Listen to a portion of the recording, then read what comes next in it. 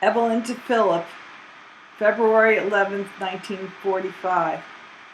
Dearest sweetheart, well, baby, here are two of the snaps I mentioned in previous letters.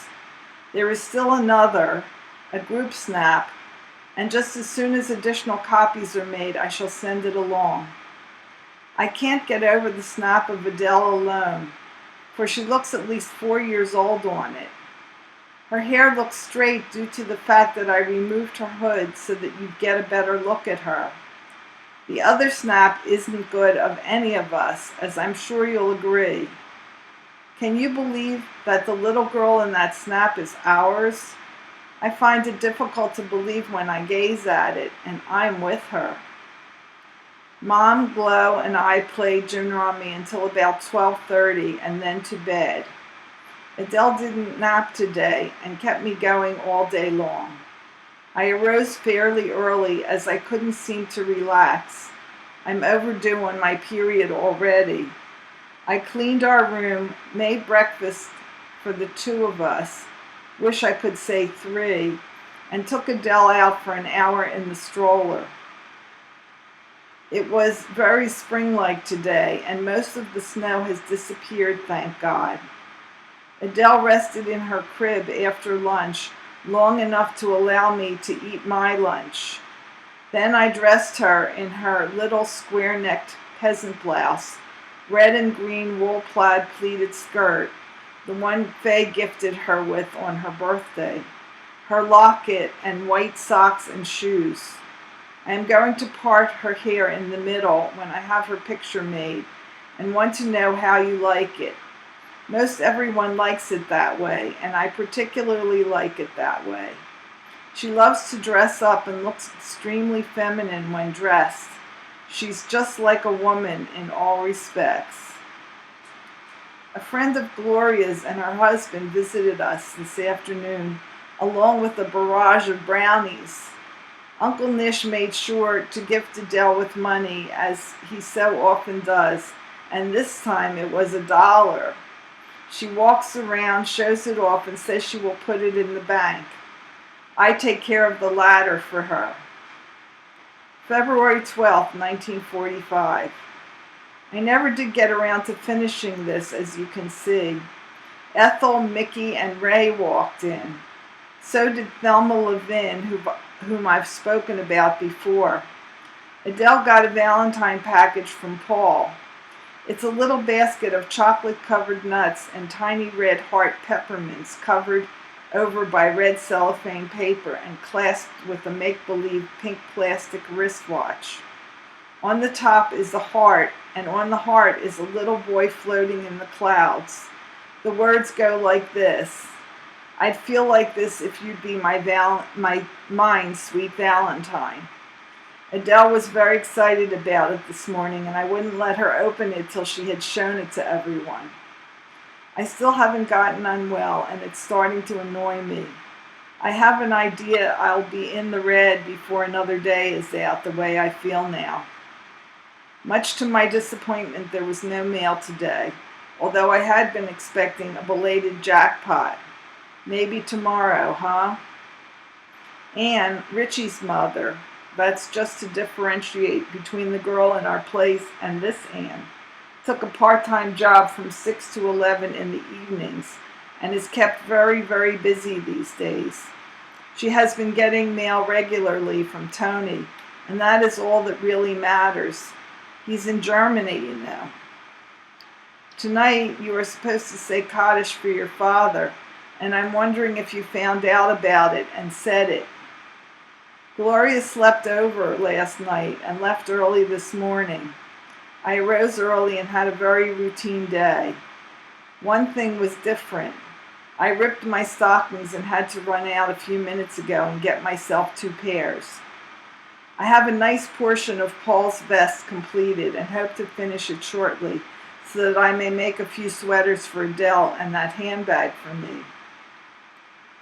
I'm beating my brains out for something to say, and since I'm not able to concentrate due to a dull headache, I won't drag this any further. Good night for now, my own dearest Phil. I adore you and want you so much. Your Ev. P.S. Guess you want to know what I think of the snaps. Neither of them do anyone justice. Ethel didn't want me to send any of them along as she doesn't feel they are true enough, but I feel that lousy snaps are better than no snaps at all. Philip to Evelyn, V-mail dated 11 February 1945. Darling Chippy, there was no fresh mail today, and because my last 4 or 5 communiques have been sent airmail, I thought I'd resort to V-mail tonight so that you'll have some mail while waiting for the slower airmail letters to arrive. Last night I went to the movies to see Gentlemen After Dark. Sure enough, I had already seen it. However, it is an interesting sort of picture, and it was so long ago that I saw it that I had time to forget the plot and enjoy it all over again.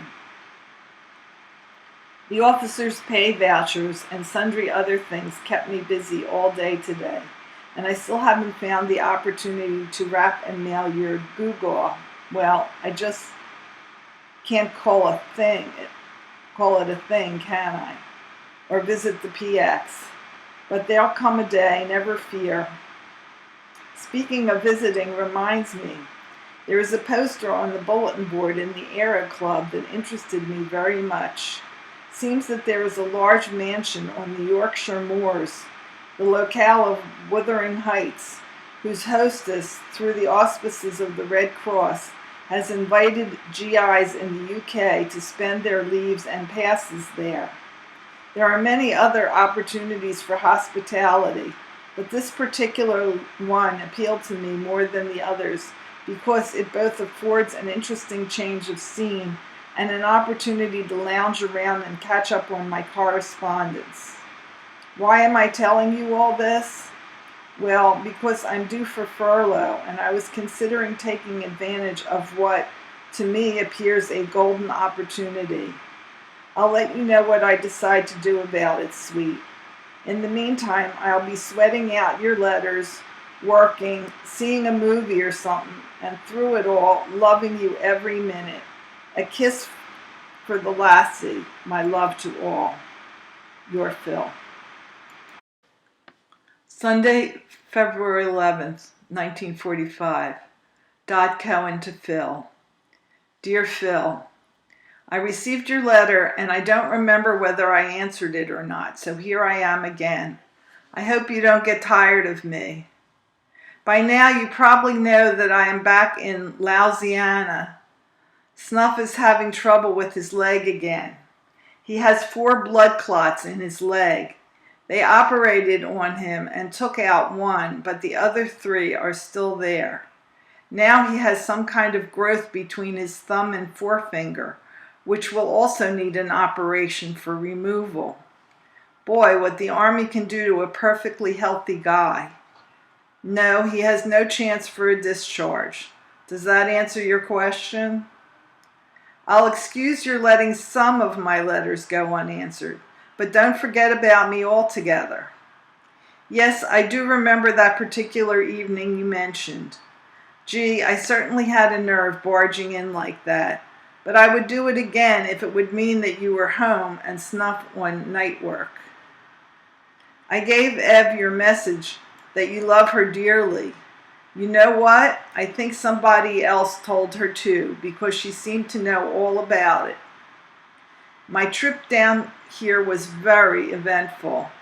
It should never happen to a dog. First of all, we left Philly at 7:41 p.m. on Wednesday night.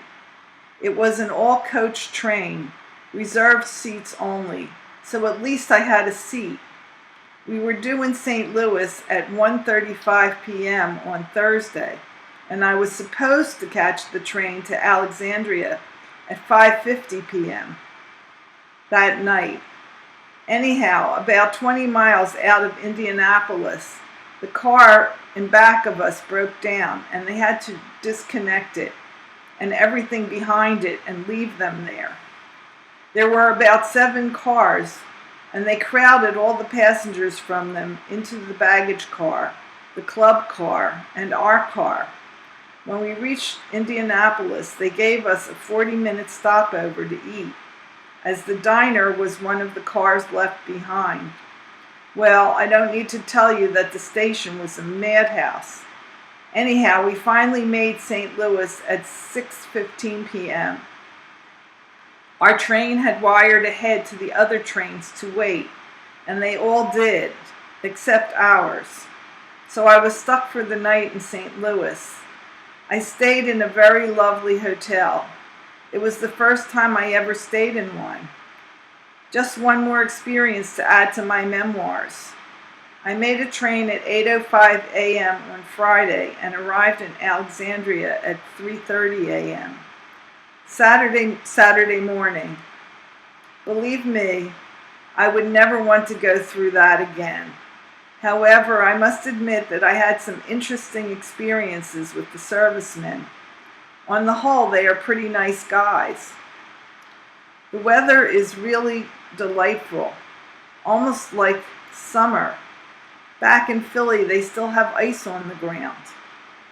While I think of it, Snuff's address is Private Irvin Cohen, 338-15176, Station Hospital, Ward 418, Camp Claiborne, Louisiana. Here's a cute joke to relieve the monotony of the letter. A soldier writes a letter to his wife to send him $2.25 for toothpaste and stuff. And she wrote back, "Enclosed is 25 cents for the toothpaste. Come home for the stuff." Well, Phil, that's about it for now. By the time you receive this letter and answer it, I'll probably be home.